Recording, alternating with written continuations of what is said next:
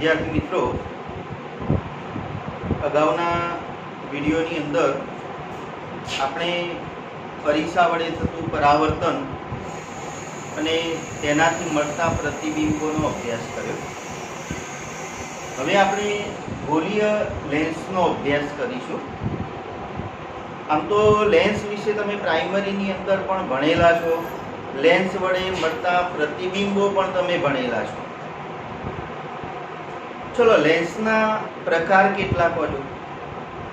ખૂબ સરસ, બે પ્રકાર. કયા કયા? અંતર્ગોળ લેન્સ અને બહિર્ગોળ લેન્સ. અરીસાની અંદર આપણે એવું ભણ્યા કે ભાઈ અરીસાની અંદર પરાવર્તનની ઘટના બને, લેન્સની અંદર વક્રીભવનની ઘટના બને. અરીસાની અંદર આપણે વક્રતા કેન્દ્ર, વક્રતા ત્રિજ્યા, મુખ્ય અક્ષ, મુખ્ય કેન્દ્ર, કેન્દ્ર લંબાઈ, આ બધા પદોને વ્યાખ્યાયિત કરે. એવી જ રીતે એ જ પદોને આપણે લેન્સ માટે કહેવું હોય તો આપણે શું કહી શકીએ એની થોડીક વાત કરી લઈએ. આપણે એવું ભણી ગયા કે અરીસાની અંદર ફક્ત ને ફક્ત એક જ વક્રાકાર સપાટી હોય. જ્યારે લેન્સ તમે એવું ભણેલા છો કે બહિર્ગોળ લેન્સ જે છે એની ઉપર અને નીચે બંને ધાર એ ટોચવાળી છે અને વચ્ચેનો ભાગ ઉપસેલો હોય છે. જ્યારે અંતર્ગોળ લેન્સની અંદર ઉપર અને નીચેનો છેડો ઉપસેલો હોય છે અને વચ્ચેનો જે ભાગ છે એ અંદરની સાઈડે દબેલો હોય છે. આ બંને લેન્સની અંદર બે વક્રાકાર સપાટીઓ છે, જ્યારે અરીસાની અંદર ફક્ત એક જ વક્રાકાર સપાટી હોય છે. એનો મતલબ એ થયો કે અરીસો બનાવવા માટે ફક્ત એક જ ગોળાની જરૂર પડે, જ્યારે લેન્સની અંદર બે વક્રાકાર સપાટીઓ છે તો આપણે લેન્સ બનાવવા માટે આપણી પાસે બે ગોળા હોવા જોઈએ. કેમ કે આપણે બે વક્રાકાર સપાટીઓની જરૂર છે.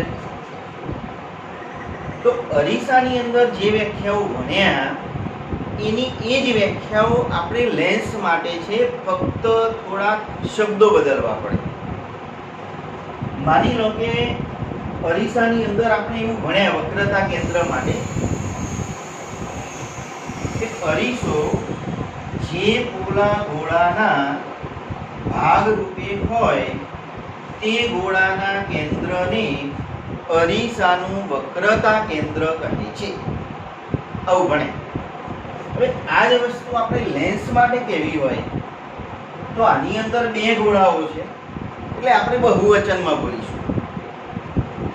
લેન્સ જે પોલા ગોળાઓના ભાગ રૂપે હોય તે ગોળાઓના કેન્દ્રોને વક્રતા કેન્દ્રો કહે છે. કેમ કે આની અંદર એક જ કેન્દ્ર છે, આની અંદર બે છે એટલે આપણે બહુવચનમાં બોલીશું. એક કેન્દ્રને આપણે C1 કહીશું તો બીજા કેન્દ્રને આપણે C2 કહીશું.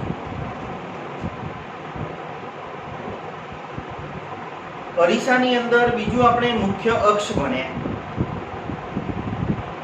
પછી ધ્રુવ ભણ્યા. તો ધ્રુવ માટે એવું કહેતા કે ભાઈ અરીસાની પરાવર્તક સપાટીના કેન્દ્રને અથવા મધ્યબિંદુને અરીસાનો ધ્રુવ કહે છે. સેમ વસ્તુ લેન્સ માટે બોલાય. લેન્સના મધ્યબિંદુને લેન્સનો ધ્રુવ કહે છે. તો લેન્સનું જે મધ્યબિંદુ છે એ લેન્સનો ધ્રુવ થઈ ગયો, ઓપ્ટિકલ સેન્ટર. મુખ્ય અક્ષ માટે એવું ભણે ભાઈ અરીસાના ધ્રુવ અને વક્રતા કેન્દ્ર બંનેમાંથી પસાર થતી કાલ્પનિક રેખાને મુખ્ય અક્ષ કહે છે. તો સેમ રીતે અહીં આગળ આપણે એવું કહી શકીએ, આપણે કોઈ પણ બે જ બિંદુઓની જરૂર પડે. કેમ કે ગણિતની અંદર તમે રેખાની પૂર્વધારણાઓ પણ ભણે. દરેક રેખા પર ઓછામાં ઓછા બે ભિન્ન બિંદુ તો હોય જ. બે ભિન્ન બિંદુમાંથી પસાર થતી એક અને માત્ર એક રેખા મળે, આવું તમે ગણિતમાં ભણેલા છો. તો સેમ રીતે અહીં આગળ આપણી જોડે 3 બિંદુઓ છે, એની અંદરથી આપણે એક રેખાને પસાર કરવી છે, તો કોઈ પણ બે જ બિંદુનો ઉપયોગ કરીશું તો પણ આપણને રેખા મળી જશે. તો આપણે એવું કહી શકીએ કે લેન્સના વક્રતા કેન્દ્રોમાંથી પસાર થતી કાલ્પનિક રેખાને મુખ્ય અક્ષ કહે છે. એટલે આપણી મુખ્ય અક્ષ થઈ ગઈ. ખાલી કલ્પના કરવાની છે, કાલ્પનિક રેખા છે. પછી બીજું તમે એવું ભણ્યા કે ભાઈ વક્રતા ત્રિજ્યા, જેને આપણે કેપિટલ R વડે દર્શાવીએ છીએ. ભાઈ વક્રતા કેન્દ્રથી ધ્રુવ સુધીનું અંતર, અથવા તો એવું પણ કહી શકીએ અરીસો જે પોલા ગોળાના ભાગ રૂપે હોય તે ગોળાની ત્રિજ્યાને વક્રતા ત્રિજ્યા કહે છે. સેમ રીતે લેન્સ માટે બે ગોળાઓ છે, એટલે બહુવચનમાં બોલીશું. લેન્સ જે પોલા ગોળાઓના ભાગ રૂપે હોય તે ગોળાઓની ત્રિજ્યાઓને વક્રતા ત્રિજ્યાઓ કહે છે. બે છે એટલે અલગ કરવા માટે જેમ C1 અને C2 કહ્યું એમ આપણે R1 અને R2 કહીશું. તો આ રીતે આપણે વક્રતા ત્રિજ્યાઓ કહી શકીએ. અરીસાની અંદર તમે પરાવર્તન ભણ્યા અને એના દ્વારા મુખ્ય કેન્દ્રની વ્યાખ્યા આપી. સેમ રીતે લેન્સ માટે આપણે મુખ્ય કેન્દ્રની વ્યાખ્યા આપવાની છે. ફેર એટલો છે કે અરીસાની અંદર પરાવર્તનની ઘટના થાય છે, જ્યારે લેન્સની અંદર વક્રીભવનની ઘટના થાય છે. અને એ જ વસ્તુ તમે પ્રાઇમરીની અંદર ભણ્યા પણ છો, પણ ફરીથી આપણે જોઈ લઈએ. તમે એવું ભણેલા છો કે જો બહિર્ગોળ લેન્સ હોય અને આ બહિર્ગોળ લેન્સની મુખ્ય અક્ષને સમાંતર કિરણો આપાત કરીએ તો વક્રીભવન પામીને બીજી બાજુએ કોઈ એક બિંદુમાં કેન્દ્રિત થાય છે. આવું તમે ભણી ગયેલા છો. જે બિંદુમાં કેન્દ્રિત થાય છે એ લેન્સનું મુખ્ય કેન્દ્ર છે, જેને આપણે કેપિટલ F વડે દર્શાવીશું. આ વાત કરી બહિર્ગોળ લેન્સની. જો અંતર્ગોળ લેન્સ હોય તો એ પણ તમે ભણેલા છો. તો અંતર્ગોળ લેન્સની અંદર મુખ્ય અક્ષને સમાંતર કિરણો આપાત કરીએ તો આ કિરણો વક્રીભવન પામી અને આ રીતે એકબીજાથી દૂર જાય છે. પણ જો આ કિરણોને પાછળની સાઈડે જો લંબાવીએ તો કોઈ એક બિંદુની અંદર કેન્દ્રિત થાય છે, જે લેન્સનું શું છે મુખ્ય કેન્દ્ર. હવે તમે બોલો છો ભાઈ બહિર્ગોળ લેન્સની અંદર કયું પ્રતિબિંબ મળશે? ખૂબ સરસ, વાસ્તવિક પ્રતિબિંબ મળશે. કેમ કે ખરેખર કિરણો ભેગા થાય છે, કેન્દ્રિત થાય છે. પણ અંતર્ગોળની લેન્સની અંદર ખરેખર કેન્દ્રિત થતા નથી, પણ આપણે એને પાછળ લંબાવીએ ત્યારે કેન્દ્રિત થાય છે. એટલે અંતર્ગોળ લેન્સમાં કયું પ્રતિબિંબ મળે બોલો છો? ખૂબ સરસ, આભાસી પ્રતિબિંબ મળે. તો આની અંદર વાસ્તવિક પ્રતિબિંબ મળશે, અહીં આગળ આભાસી પ્રતિબિંબ મળશે. હવે આપણે મુખ્ય કેન્દ્રની વ્યાખ્યા આપણે આપવી હોય તો શું કહી શકીએ? તો અરીસાની જેમ જ કહેવાનું છે આમાં. લેન્સની મુખ્ય અક્ષને સમાંતર કિરણો આપાત કરતો વક્રીભવન પામ્યા પછી જે બિંદુમાં કેન્દ્રિત થતા હોય અથવા કેન્દ્રિત થતા હોય તેવો ભાસ થાય તે બિંદુને લેન્સનું મુખ્ય કેન્દ્ર કહે છે. ચલો બીજું તમે ભણેલા કેન્દ્ર લંબાઈ. તો અરીસાની અંદર એવું ભણી ગયા કે અરીસાના ધ્રુવ અને મુખ્ય કેન્દ્ર વચ્ચેના અંતરને અરીસાની કેન્દ્ર લંબાઈ કહે છે. સેમ વ્યાખ્યા લેન્સ માટે. લેન્સના ધ્રુવ અને મુખ્ય કેન્દ્ર વચ્ચેના અંતરને લેન્સની કેન્દ્ર લંબાઈ કહે છે. થોડોક ફેર એ છે, આપણે એવું ભણી ગયા કે ભાઈ વક્રતા ત્રિજ્યા કેન્દ્ર લંબાઈ કરતો બમણી હોય છે. r બરાબર 2f. સેમ વાત લેન્સ માટે છે. અરીસાની અંદર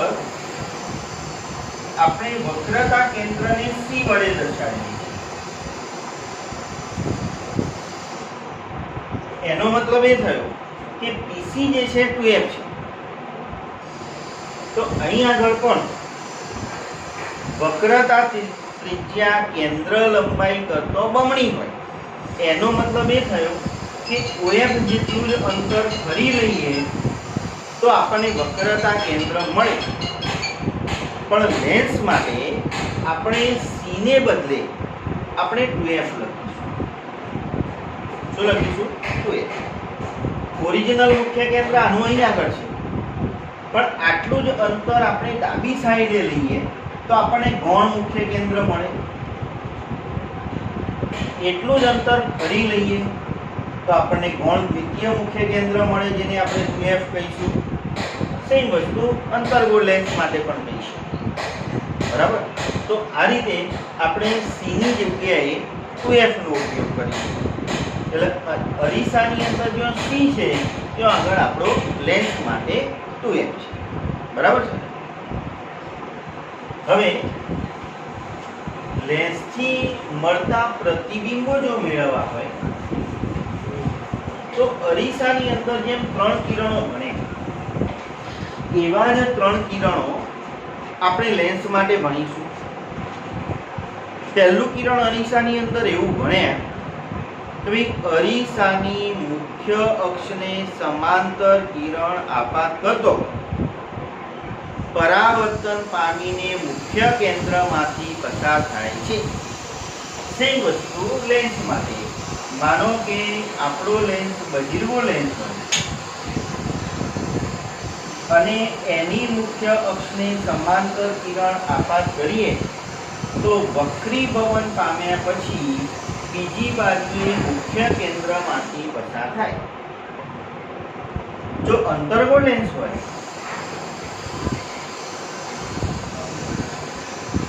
તો અંતર્ગોળ લેન્સની મુખ્ય અક્ષને સમાંતર કિરણ આપાત કરીએ તો વક્રીભવન પામીને આમ દૂર જાય.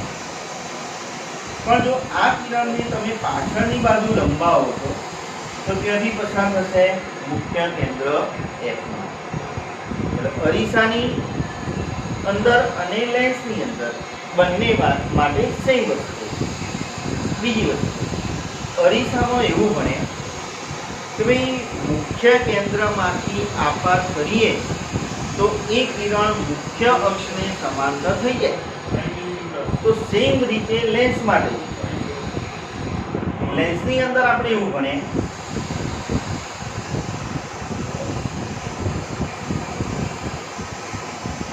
કે બહિર્ગોળ લેન્સનું મુખ્ય કેન્દ્ર જમણી સાઈડે છે. એટલું જ અંતર આપણે ડાબી સાઈડે લઈએ તો આપણને ગૌણ મુખ્ય કેન્દ્ર મળે છે. જો તમે મુખ્ય કેન્દ્રમાંથી કિરણને આપાત કરશો તો બીજી બાજુએ મુખ્ય અક્ષને સમાંતર થઈ જાય.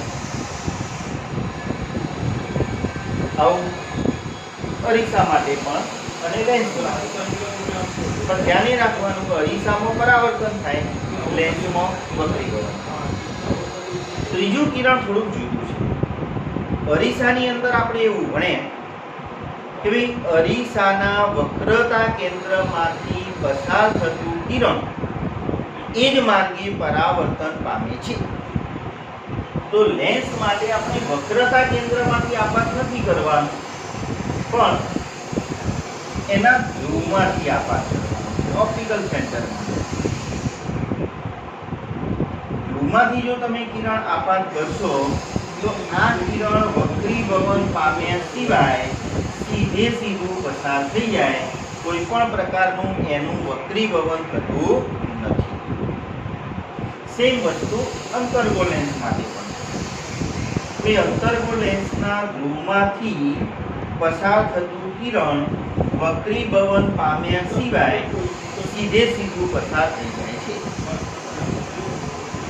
આ ત્રણ કિરણોનો ઉપયોગ કરી અને આપણે લેન્સ વડે મળતા પ્રતિબિંબો મેળવવા છે. હવે લેન્સ માટે આપણે આટલું ભણી ગયા. હવે જો બહિર્ગોળ લેન્સ હોય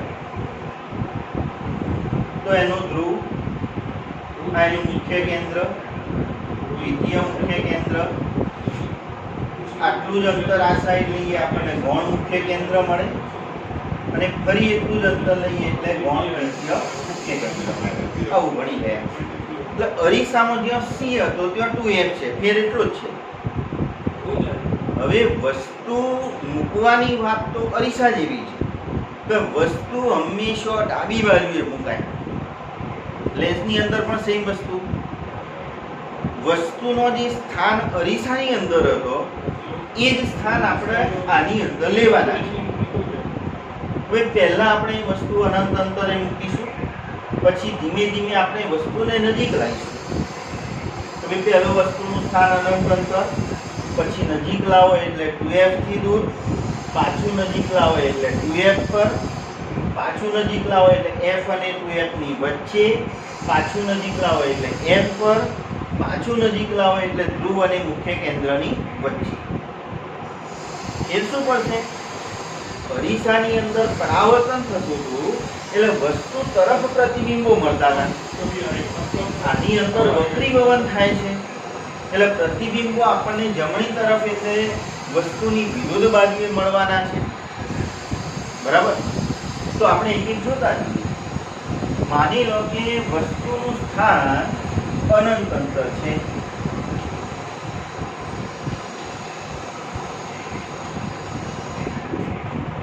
હવે વસ્તુ જ્યારે અનંત અંતરે હોય તો આપણે એવું ભણી ગયા કે વસ્તુ તો બતાવાય નહીં, ફક્ત વસ્તુ પરથી આવતા કિરણો બતાવવા પડે. અનંત અંતરની વસ્તુ પરથી આવતા કિરણો મુખ્ય અક્ષને સમાંતર. હવે આપણે એવું ભણી ગયા. હવે મુખ્ય અક્ષને સમાંતર કિરણો આપાત કરીએ તો વક્રીભવન પામીને મુખ્ય કેન્દ્રમાંથી પસાર થાય. અને એવું પણ બની ગયા કે પરાવર્તન અથવા વક્રીભવન પામ્યા પછી કિરણો જે બિંદુમાં કેન્દ્રિત થતા હોય ત્યાં આગળ પ્રતિબિંબ મળે. તો અહીં આગળ આપણા કિરણો મુખ્ય કેન્દ્ર F માં કેન્દ્રિત થાય છે.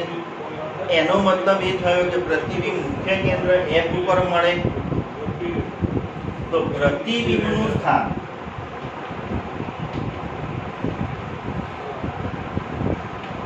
વસ્તુની વિરુદ્ધ બાજુએ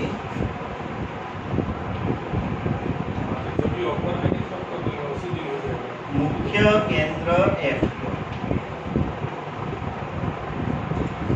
પ્રતિબિંબનો પ્રકાર. ચલો હવે તમે બોલો છો મિત્રો કે આ કયો પ્રતિબિંબ કહેવાય? ખૂબ સરસ, વાસ્તવિક. અને વાસ્તવિક પ્રતિબિંબ હંમેશા કેવું મળે? ઉલટું મળે. એટલે પ્રકાર કહેવાય વાસ્તવિક અને ઉલટું.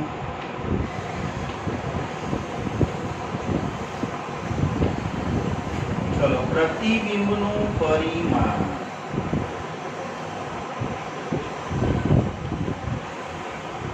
અરીસામાં ભણી ગયા અનંત અંતરની વસ્તુનું પ્રતિબિંબ હંમેશા અત્યંત નાનું મળે.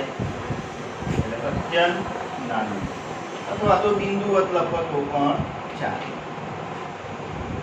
હવે અરીસાની જેમ જ છે કે જેમ જેમ વસ્તુને નજીક લાવીએ એમ પ્રતિબિંબ વસ્તુ તરફ ખસતું હતું, કેમ કે એમાં પરાવર્તન થતું હતું.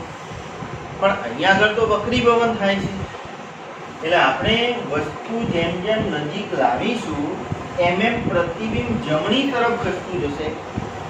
એટલે પહેલા અનંત અંતરે મૂકી તો F ઉપર મળ્યું, 2f થી દૂર મૂકીશું તો F અને 2f ની વચ્ચે મળશે, 2f ઉપર મૂકીશું તો 2f ઉપર જ મળશે. f અને 2f ની વચ્ચે મૂકીશું તો 2f થી દૂર મળશે, f ઉપર મૂકીશું તો અનંત અંતરે મળશે, અને ધ્રુવ અને મુખ્ય કેન્દ્રની વચ્ચે મૂકીશું તો હવે અનંત અંતરથી આગળ જાય તો એ અનંત અંતર જ કહેવાય. તો એ અપવાદ છે અરીસાની જેમ. એની વાત છેલ્લે. પહેલા આપણે આટલા પ્રતિબિંબો મેળવી લઈએ. ચલો હવે અનંત અંતર પછી ક્યાં મૂકીશું? તો વસ્તુ નજીક લાવીશું એટલે 2f થી દૂર મૂકીશું. હવે વસ્તુને તમે 2f થી દૂર મૂકશો, 2f થી દૂર. હવે આપણે 3 કિરણો ભણ્યા, ત્રણે 3 કિરણોનો ઉપયોગ કરીએ તો પણ ચાલે, 3 માંથી કોઈ પણ 2 નો ઉપયોગ કરો તો પણ ચાલે, કેમ કે આપણે તો ફક્ત છેદ બિંદુ જ મેળવવું છે. હવે આપણે વસ્તુને 2f થી દૂર મૂકવાની છે. તો હવે આપણે વસ્તુ બતાવવી પડે. ચલો માને કે અહીં આગળ આપણે વસ્તુને મૂકી છે એટલે 2f થી દૂર. હવે આપણે 3 કિરણો ભણ્યા, મુખ્ય અક્ષની સમાંતર કિરણ વાળું ભણ્યા, મુખ્ય કેન્દ્ર વાળું ભણ્યા અને બીજું ધ્રુવ વાળું ભણ્યા. આ 3 માંથી કોઈ પણ 2 કિરણોનો ઉપયોગ કરીશું. માનો કે મુખ્ય અક્ષની સમાંતર કિરણ આપાત કરીએ તો વક્રીભવન પામીને મુખ્ય કેન્દ્રમાંથી પસાર થાય. આવું આપણે ભણી ગયા. મુખ્ય કેન્દ્ર વાળું લેવું હોય તો પણ લઈ શકીએ. તમે મુખ્ય કેન્દ્રમાંથી આપાત કરો તો મુખ્ય અક્ષની સમાંતર થઈ જાય, અથવા તો ધ્રુવ વાળાનો ઉપયોગ કરીએ તો ભાઈ ધ્રુવમાંથી આપાત કરો તો સીધે સીધું પસાર થઈ જાય. એટલે બંનેમાંથી કોઈ એક કિરણનો ઉપયોગ કરીએ. માનો કે આપણે ધ્રુવ વાળાનો ઉપયોગ કરીએ, હવે ધ્રુવમાંથી આપાત કરો તો સીધે સીધું પસાર થઈ જાય. હવે બંને કિરણો અહીં આગળ છેદે છે એનો મતલબ બિંદુ A નું પ્રતિબિંબ તમને અહીં આગળ મળશે. હવે આને મુખ્ય અક્ષ ઉપર લંબ બનાવી દઈએ તો આપણને એનું પ્રતિબિંબ મળી જાય, જેને આપણે A' B' કહીશું. તો હવે પ્રતિબિંબનું સ્થાન કયો કહેવાય? તો વસ્તુની વિરુદ્ધ બાજુએ, વસ્તુની વિરુદ્ધ બાજુએ f અને 2f ની વચ્ચે. ચલો પ્રકાર તો વાસ્તવિક અને ઉલટું.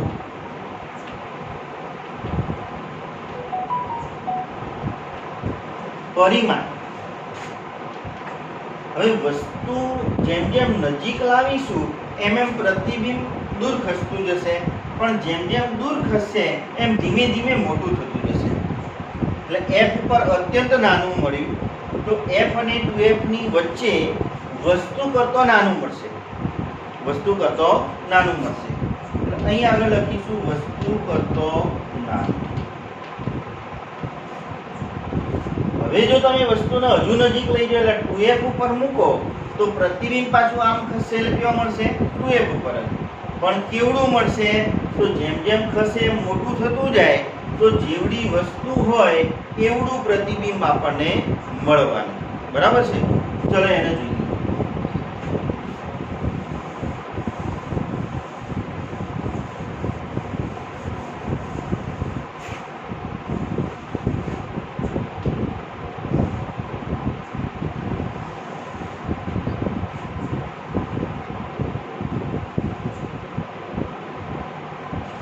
હવે મિત્રો આપણી સરળતા ખાતર આપણે જાણીએ છીએ કે પ્રતિબિંબ વસ્તુ જેવડું જ મળવાનું છે.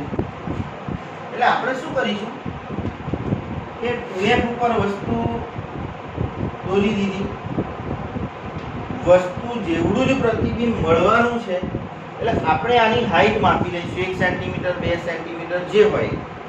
માનો કે 2 સેન્ટીમીટર હોય તો અહીં આગળ આપણે 2 સેન્ટીમીટર ઊંચાઈનું પ્રતિબિંબ દોરીશું.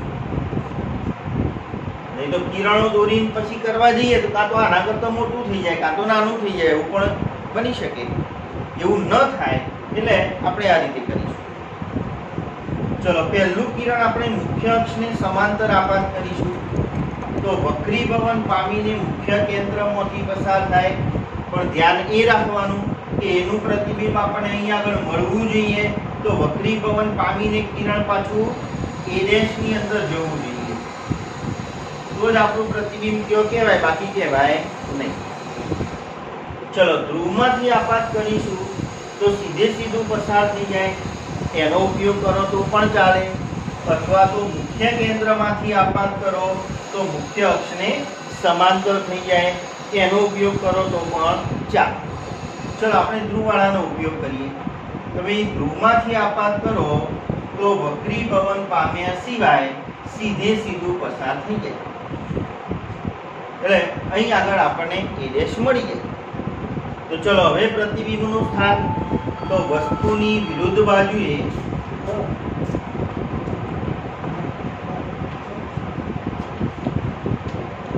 m પર પ્રકાર તો વાસ્તવિક અને ઉલટું, પરિમાણ તો વસ્તુ જેવું. તો આ રીતે આપણને આનું પ્રતિબિંબ મળે. બરાબર છે. આ આકૃતિઓ થોડીક દોરી જોવાની એટલે તમને તરત આવડી જશે.